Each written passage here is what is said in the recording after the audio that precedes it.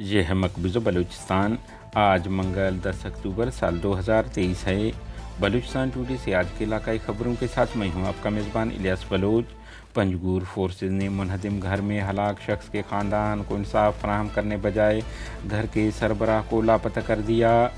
Awaran forces نے ایک ہی خاندان کے 2 افراد کو جبری لاپتہ کر دیا ہے۔ یوگ فورسز پر حملہ، میجر سمیت 5 اہلکار ہلاک، کیپٹن سمیت 4 زخمی۔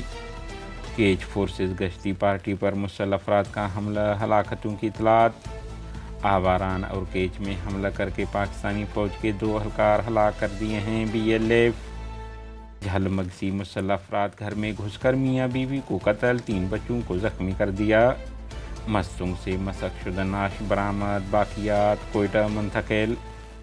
پنجگور فورسز کارندوں نے دکاندار سے 15 ملین روپے چھین لیے۔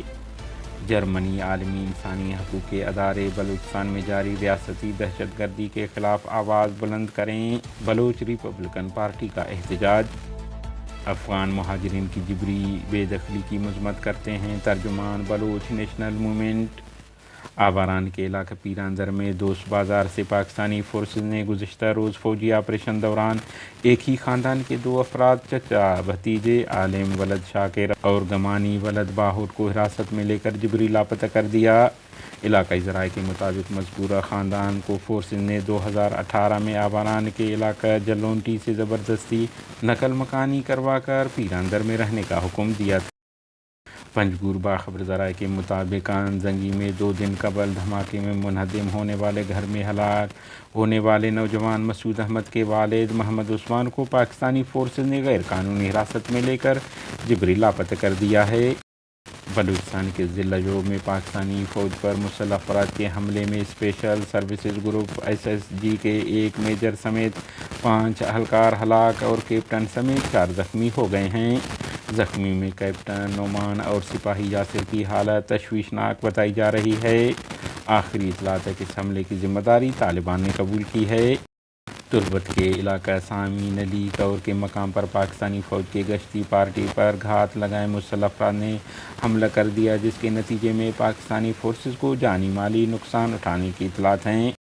بلوچستان لبریشن فرنٹ کے ترجمان میجر گوہرام بلوچ نے جاری بیان میں کہا ہے کہ سرمچاروں نے 18 اکتوبر کو 3 بجے آواران کے علاقہ مشق ملش بند میں قائم قابض پاکستانی فوجی چوکی پر گرنیڈ لانچروں سے حملہ کیا۔ انہوں نے کہا کہ اس حملے میں بہت سارے گرنیڈ لانچر چوکی پر داغے گئے، جس کی وجہ سے دشمن فوج کا ایک اہلکار موقع پر ہلاک اور 2 شدید زخمی ہو گئے۔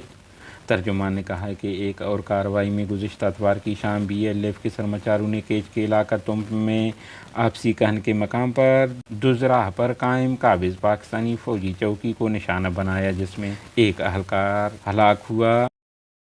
علاوہ ازیں فورسز ہاتھوں ہوشہ میں مارے جانے والے کامریڈ مقصود ولد احمد سکنہ ہیروں تربت اور مسلم ولد رضائی سکنہ افسر تربت کی نعشیں ان کے ورثاء کے حوالے کر دیے گئے ہیں۔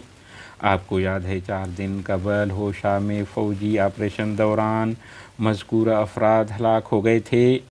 جھل مگسی کے ہیڈ کوارٹر گنداوا میں مسلح افراد گھر میں گھس کر عبدالکریم نامی شخص کو اس کی بیوی سمیت ہلاک اور 3 بچوں کو زخمی کر کے فرار ہو گئے، تاہم واقعے کے محرکات معلوم نہیں ہو سکے ہیں۔